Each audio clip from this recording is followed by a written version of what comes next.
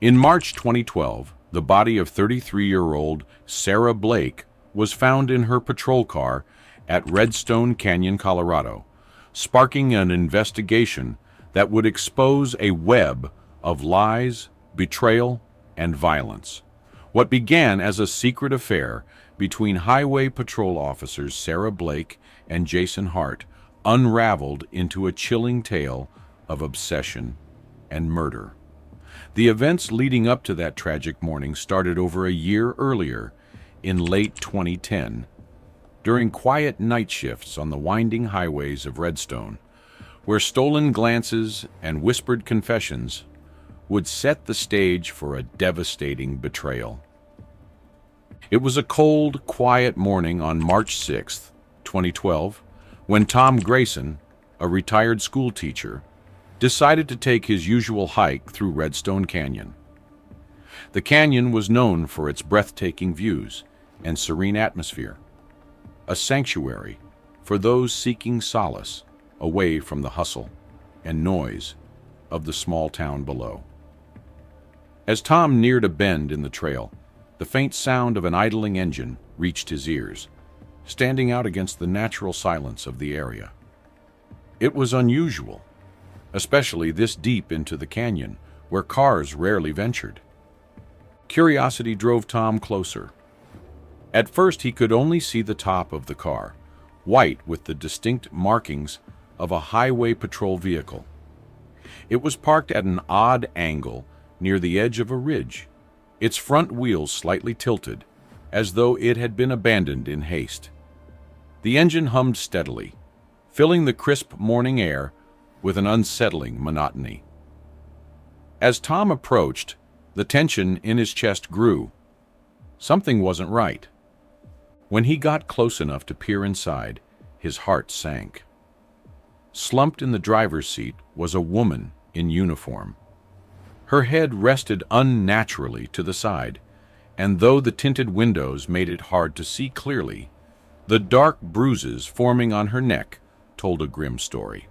Tom stepped back, his hands trembling as he fumbled for his phone. The call to 911 was panicked, but precise, and the dispatcher quickly assured him help was on the way. As Tom waited, he couldn't stop staring at the car, the woman inside, and the eerie sense of finality that hung in the air. Within minutes, emergency responders arrived. The scene quickly became chaotic, as paramedics confirmed what Tom already feared. Officer Sarah Blake was dead. The realization spread like wildfire through the ranks of the first responders. Sarah wasn't just another victim. She was one of their own. A dedicated officer with nearly 5 years on the force, Sarah had a reputation for being fiercely loyal and hardworking. She had been a mentor to younger officers, a source of comfort for victims of roadside accidents, and a symbol of strength in the small community of Redstone. As investigators processed the scene, the tragedy began to unravel in stark, undeniable detail. Sarah's patrol car showed no signs of struggle inside. There were no signs of a forced entry, no shattered glass, no defensive wounds on her hands. It was as though the attack had come suddenly, catching her completely off guard. Yet, the bruises on her neck told a different story. This had been up close, personal, fueled by intent. Whoever had done this had not only known Sarah, but had likely looked into her eyes as they ended her life. By the evening of March 6th, the news had already reached the rest of the town. Redstone was a close-knit community where everyone knew everyone else, and Sarah's death struck like a bolt of lightning. Neighbors who had seen her laughing over coffee just days before were now grieving the loss of a woman they considered a protector. The media descended quickly, their headlines capturing the shock and outrage. Beloved officer found dead in remote canyon. 2 days later, on March 8th, 2012, Police Chief Rick Harrison stood in front of a crowd of reporters at the station. He was a man known for his composure, but on that day, he carried the weight of his grief openly. His voice was measured, but heavy as he spoke about Sarah's dedication to her work and the hole her death had left in the department. Sarah, he explained, had been more than just an officer. She had been a light in their lives, someone who went above and beyond the call of duty. The cameras captured his every word, broadcasting the raw emotion of a department mourning one of its best. Behind the scenes, however, the pressure to solve the case was mounting. Redstone wasn't accustomed to this kind of violence, and the thought of a killer walking freely among them was unbearable. As the days stretched into weeks, the investigation intensified. Detectives pored over Sarah's last known movements, retracing her steps with painstaking precision. Surveillance footage from her routine patrols revealed nothing unusual. On the day of her death, she had stopped at a diner around 10:30 a.m., exchanging pleasantries with the staff before continuing on her route. Her shift had ended at 4 p.m., but no one had seen her after that. The timeline was frustratingly narrow, and investigators struggled to piece together where she had gone or whom she might have met. Interviews with Sarah's colleagues painted a picture of a woman who was respected but fiercely private. She had her close friends in the department, but there were whispers of recent tensions, specifically with Officer Jason Hart, a senior officer known for his charm and professionalism. Several co-workers recalled heated exchanges between Sarah and Jason in the weeks leading up to her death. Their arguments had been quiet but intense, the kind of discussions that left the air thick with unresolved tension. It wasn't until March 20th, 2012, that the pieces began to fall into place. Investigators had grown increasingly interested in Jason, whose alibi for the evening of Sarah's death had raised more questions than answers. Initially, he claimed to have been at home with his wife, Laura, watching television. But Laura's statements didn't align with his. When questioned privately, she admitted that Jason had been acting strangely that evening. He had gone out for a drive late at night, something he rarely did, and returned hours later looking pale and distracted. She had also noticed scratches on his neck the next morning, scratches he dismissed as accidental, but refused to explain. Surveillance footage from a gas station near Redstone Canyon further implicated Jason. His patrol car had been captured on camera around the time Sarah's car was discovered. Combined with the inconsistent alibi and Laura's observations, the evidence began to paint a damning picture. Jason, once considered a trusted member of the team, was now under the microscope. As the department inched closer to uncovering the truth, the weight of Sarah's death hung heavy over them all. She had been a beacon of hope for so many, and now the possibility that one of their own might have betrayed her was almost too much to bear. Still, the detectives pressed on, determined to bring justice to the woman who had given so much to her community. March 20th, 2012, marked the beginning of a new chapter in the investigation, one that would take them deeper into the darkness of betrayal and deception. Sarah Blake's life had never been easy, but she had always been a fighter. At 33 years old, she carried the weight of her past like a quiet scar, a reminder of the abusive marriage she had escaped. For years, she endured, putting on a brave face for her two young daughters, who were her entire world. When she finally left her husband and moved to Redstone, joining the highway patrol had felt like a fresh start. The job gave her purpose and a sense of identity beyond being a mother. Her colleagues admired her for her compassion and dedication, though her fiery determination sometimes rubbed people the wrong way. Sarah was not one to back down, and her strong will often put her at odds with authority. It was during one of her long night shifts, about a year into the job, that Sarah first got to know Jason Hart. He was 38 years old, married, with 3 children, and he carried himself with a confidence that immediately drew people in. Jason had a charisma that made him stand out among his peers. He was a model officer with a spotless record, someone others looked up to. But behind the charm was a man who craved validation, someone who thrived on being admired and needed.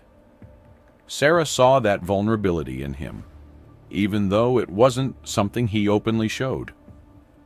Their relationship began innocently. Late-night patrols often paired them together, and they quickly fell into an easy rhythm. They talked about their lives, her struggles as a single mom, his challenges juggling family and work.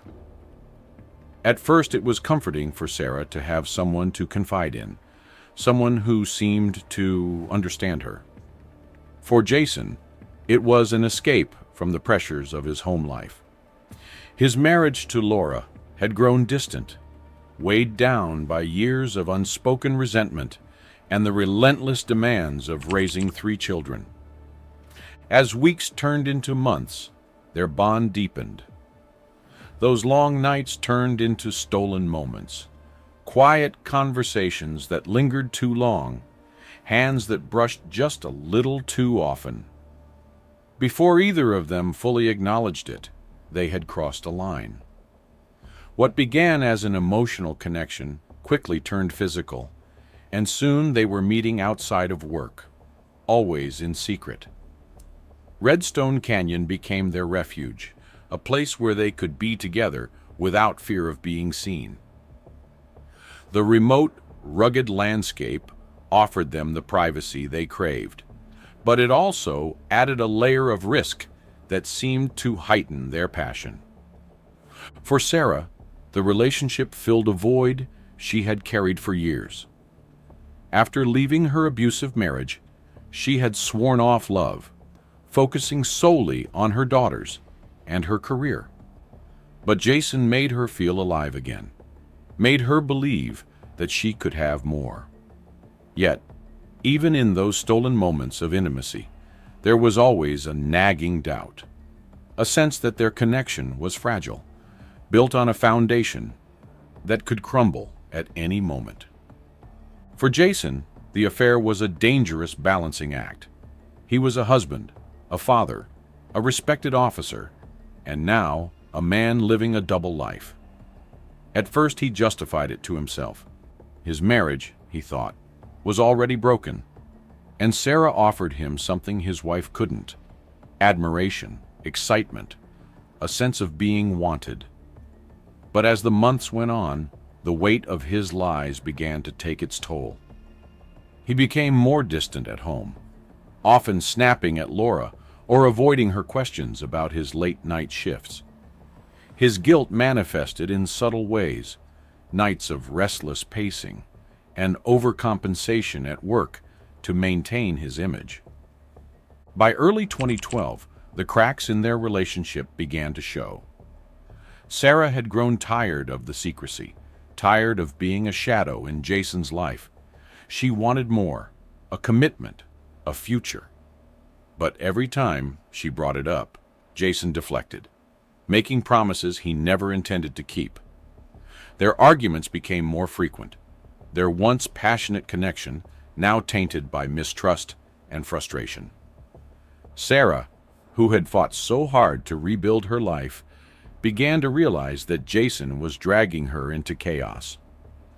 On the evening of March 5th, 2012, everything came to a head.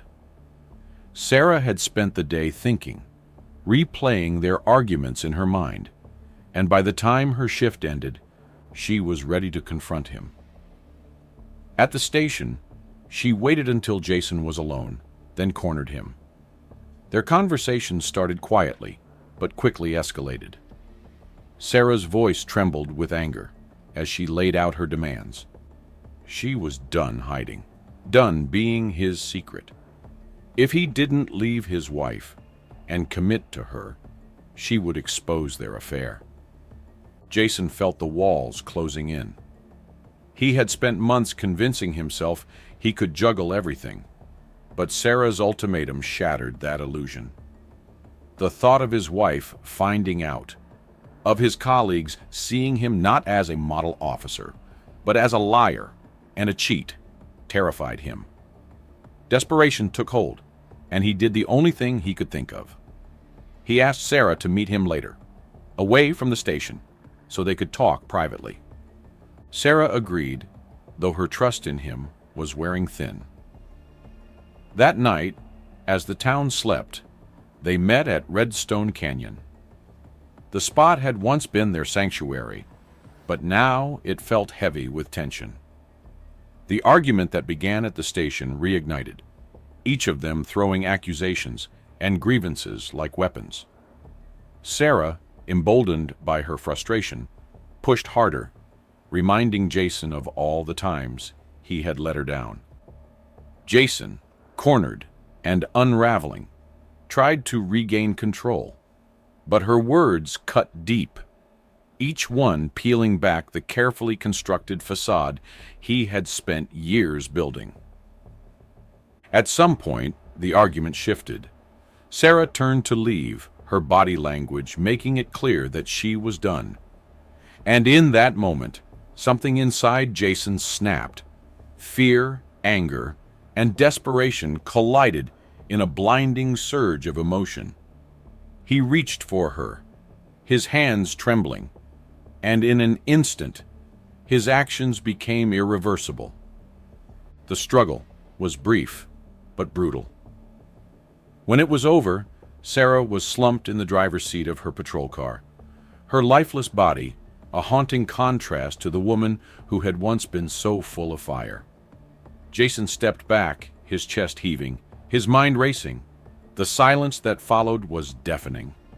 He didn't know how long he stood there, staring at what he had done. But eventually, the gravity of his actions set in.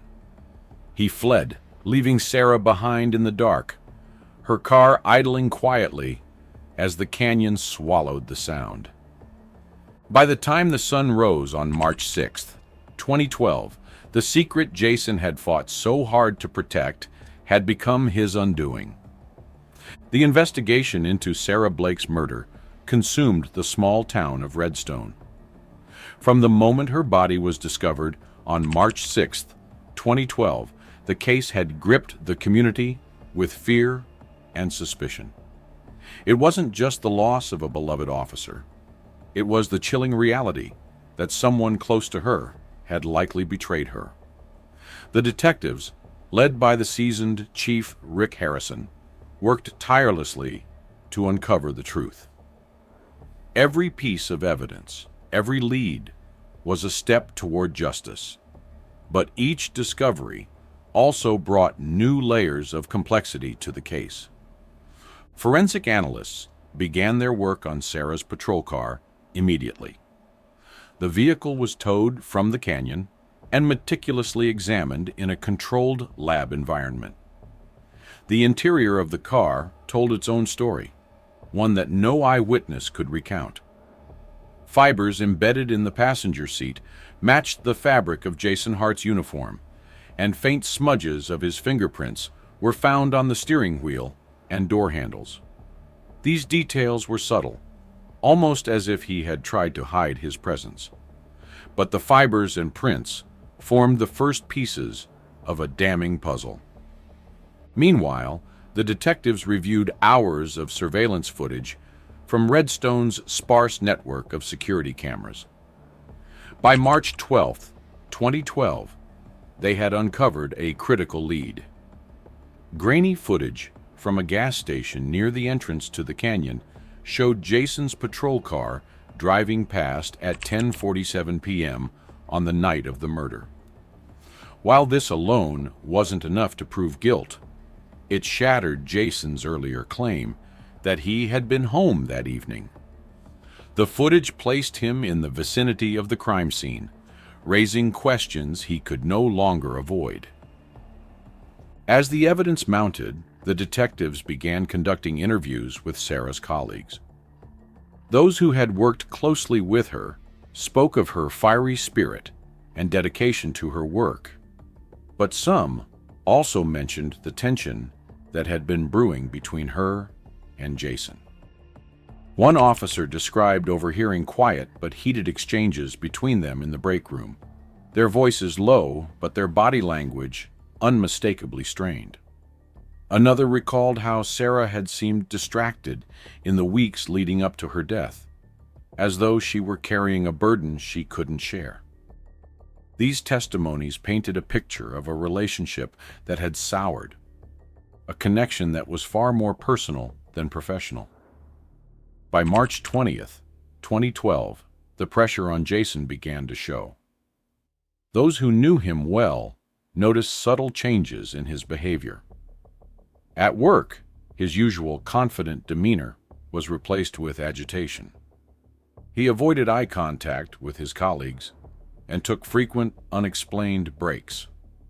At home, the cracks in his composure were even more evident. His wife, Laura, noticed how he had started drinking late at night, sitting alone in the dark with a bottle of whiskey he normally reserved for special occasions. Laura also couldn't ignore the obsessive way Jason had been cleaning their family car. On multiple occasions, she found him in the driveway well past midnight, scrubbing the interior with an intensity that bordered on manic. When she asked him what he was doing, he dismissed her questions with short, curt answers. But Laura wasn't convinced. Her husband, once so steady and predictable, was unraveling before her eyes.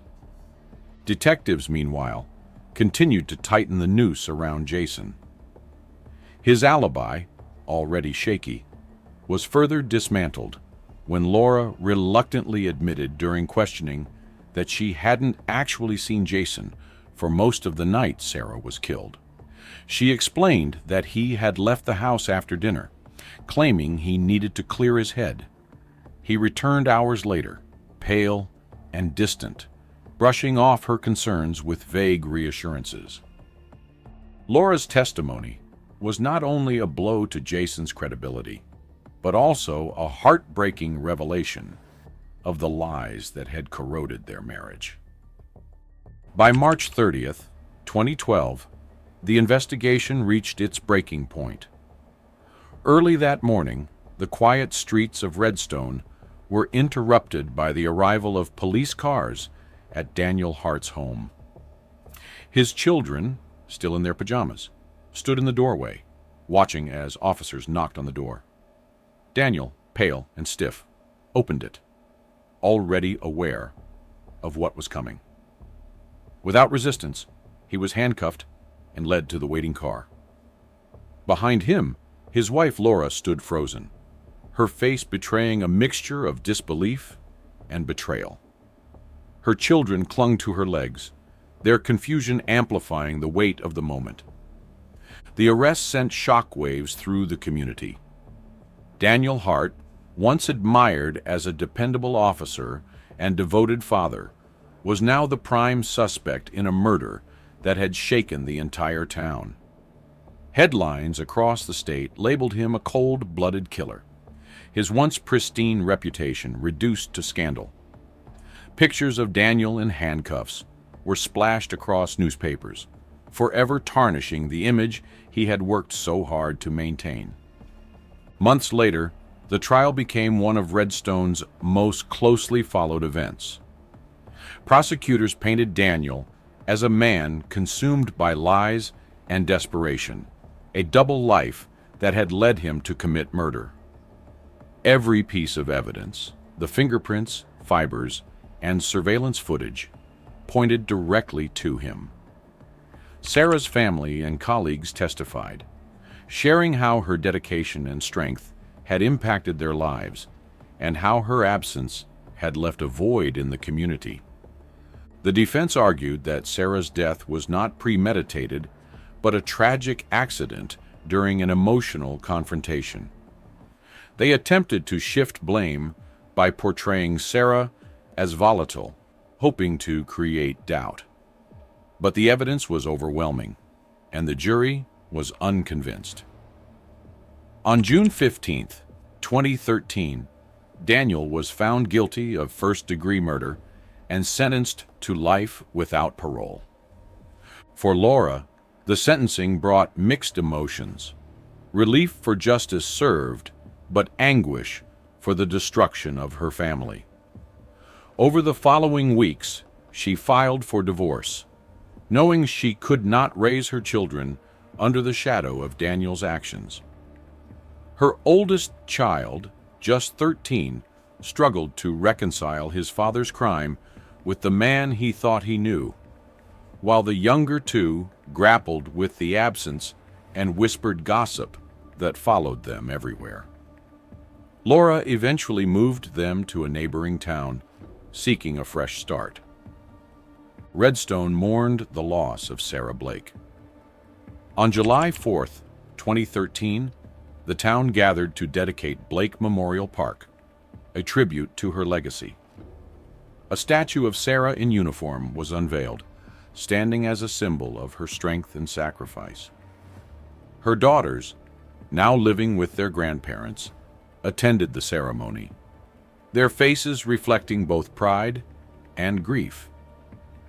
The park became a place of solace for the community, a quiet space to remember the woman who had given so much. Even as the town tried to heal, lingering questions about Daniel's past emerged. Rumors of volatile behavior, rule-bending, and another affair circulated among his former colleagues. The discovery of a cryptic note in Sarah's old locker on August 10, 2014, only deepened the mystery. The note, written in Sarah's handwriting, hinted that she had feared for her life, referencing a dangerous truth she had uncovered. Though the note did not name anyone, it raised unsettling possibilities about what else might have been hidden. For the community, the note became a chilling reminder of Sarah's unspoken fears and the secrets she took to her grave. While the case seemed closed, the questions it left behind ensured that her story would never truly fade. Redstone Canyon, once a place of peace, became a haunting symbol of tragedy. And Sarah Blake's name remained etched in the town's memory, not just for how she lived, but for the unanswered mysteries surrounding her death. Make sure to like and subscribe so you don't miss out on our daily updates, and be sure to check out another insane case we have. A doctor's secret affair with 3 young women ends in obsession and murder. Don't forget to let us know your thoughts in the comments below.